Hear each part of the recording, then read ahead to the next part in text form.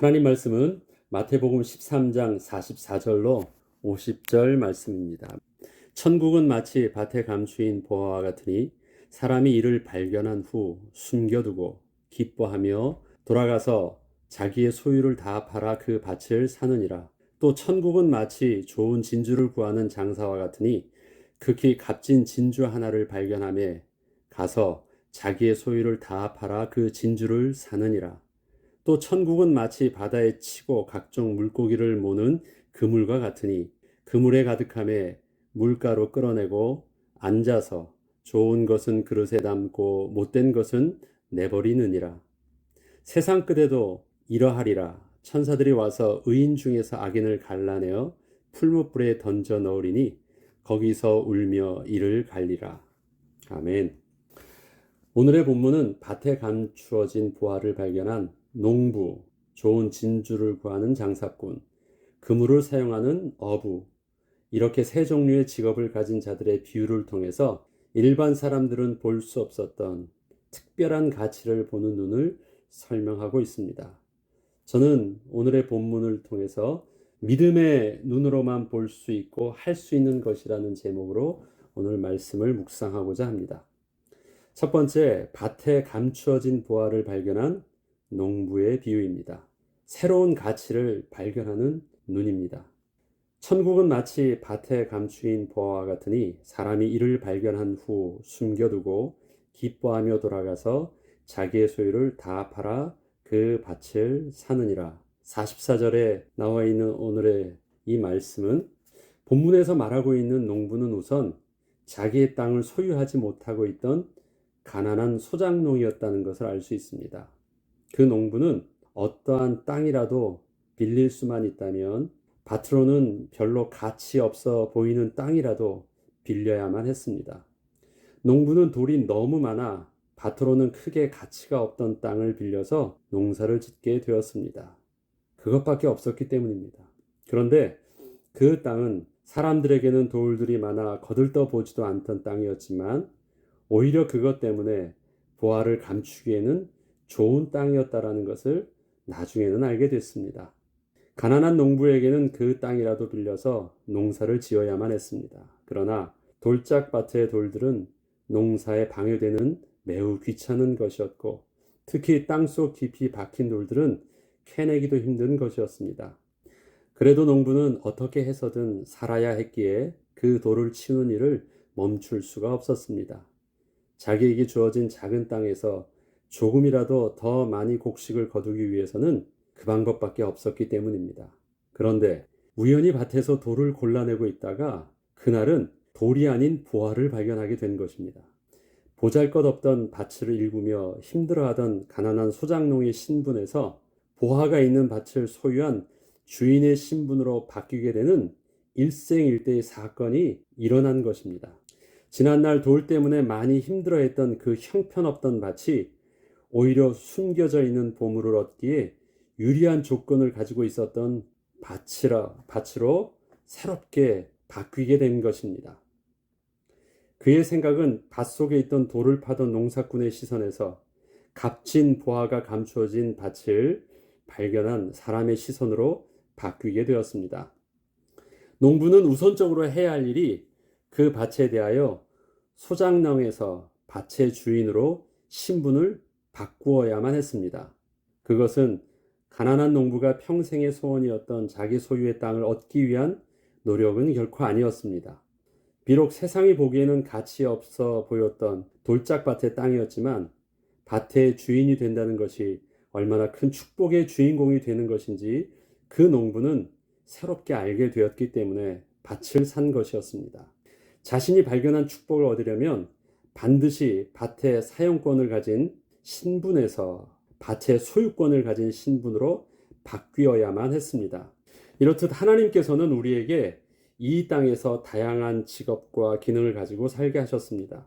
비록 우리의 모습이 가난한 소작농과 같이 그저 볼품없는 돌짝밭과 같은 직업과 기능으로 사는 것처럼 보이기도 하지만 그러나 우리는 그 땅을 생명의 근원으로 해서 살고 있지 않게 하셨습니다. 감추어진 보화와 같은 하나님 나라의 비밀 되신 예수 그리스도를 그 안에서 발견하였기에 우리는 우리에게 주어진 직업과 삶 속에서 지난날과는 다른 주인된 마음을 품고 주도적으로 하나님 나라의 영광을 위한 최선을 다한 삶을 살아가게 된 것입니다. 또한 하나님께서 하나님의 백성에게 주신 가장 큰 축복은 본질상 진노의 자녀에서 하나님의 자녀로 신분을 바꾸어 주시고 그에 따른 권세를 회복해 주신 것이었습니다. 세상 보기에는 흠모할 것도 아무런 기대할 것도 없어 보이는 예수 그리스도를 구주로 영접하여 하나님의 자녀가 되는 것은 그리스도 안에 있는 밭에 감추어진 보화와 같은 비밀을 발견하지 못하면 불가능한 일입니다. 혹시 우리가 교회에 와서 그저 예수를 통하여 그분의 가르침 정도의 관심을 가지고 배우고 가르치고 있다면 우리는 세상의 종의 신분을 벗어날 수 없습니다. 우리는 단순히 예수 그리스도의 가르침이 필요한 것이 아니라 예수 그리스도를 통하여 이 땅에서 본질상 진노의 자녀의 신분에서 하나님 자녀로 신분이 바뀌는 것이 가장 중요한 것입니다. 다음은 45절에 좋은 진주를 구하는 장사꾼의 눈입니다. 이것은 가치 이상의 가치를 보는 눈을 말합니다. 45절에 보면 극히 값진 진주를 하나를 발견하매 가서 자기의 소유를 다 팔아 그 진주를 사느니라. 자기의 소유를 다 팔아 그 값진 것을 얻으려 했던 노력은 앞에 나와 있는 밭에 감추인 보화를 얻기 위한 그 농부의 노력과 별반 다르지 않습니다. 그렇지만 분명한 차이가 있다면 감추어진 보화의 경우는 그 발견이 우연한 기회에 예상치 못하고 얻게 된 결과이지만 값진 진주는 장사꾼이 의도적으로 노력을 해서 찾게 된 결과물이었습니다. 또한 그 진주가 값지다는 것은 본래 소유했던 주인도 잘 알고 있었기 때문에 장사꾼은 그것을 값비싸게 살 수밖에 없었던 것입니다. 그럼에도 불구하고 진주 장사가 자기의 모든 소유를 다 팔아서 살 만큼 큰 값을 주고 산 것이라면 도대체 진주 장사는 그 진주를 통해서 무엇을 얻으려고 했던 것일까요? 그것은 진주 장사는 세상이 알지 못하는 다른 가치 있는 비밀을 더 알고 있었기 때문에 살 수 있었던 것입니다. 자기에게 비싼 값으로 판 사람보다 더 비싼 가치를 알고 있었기 때문에 산 것입니다. 사람들은 예수를 믿으면 복을 받는다고 합니다. 또 하나님의 복음의 능력은 우리의 병을 치유하여 주시기도 합니다. 이렇듯 수많은 무리들은 단지 자신의 당장에 갈급한 문제와 병 고침을 위해서 예수님께 나아왔습니다. 이러한 기적을 일으키는 집회에 수많은 사람들이 몰려드는 것은 당연합니다. 그러나 수많은 사람들이 그렇게 필요로 하는 눈에 보이는 물질적인 축복보다 더 귀중한 축복이 바로 하나님을 만나는 영적인 축복입니다. 거룩한 하나님 나라의 백성이 되는 축복입니다. 영원한 생명을 소유하게 되는 축복입니다. 빌립보서 1장 29절에는 그리스도를 위하여 너에게 은혜로 주신 것은 다만 그를 믿을 뿐 아니라 또한 그를 위하여 고난도 받게 하심이라.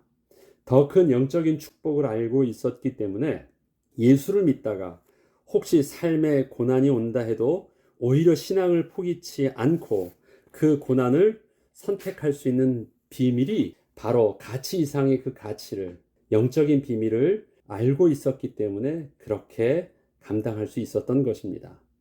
그리스도인은 세상이 알지 못하는 또 다른 영적인 비밀을 알고 있는 하나님의 백성들입니다.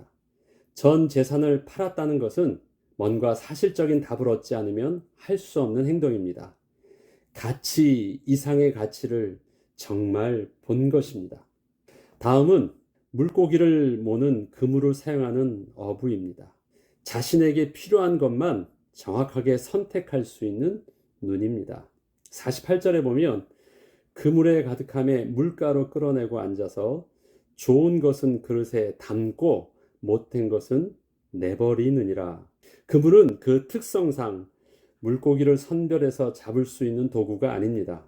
일단은 그물에 걸리는 모든 것을 다 잡아 올리지만 잡은 물고기를 그렇다고 해서 다 가지고 가지는 않습니다.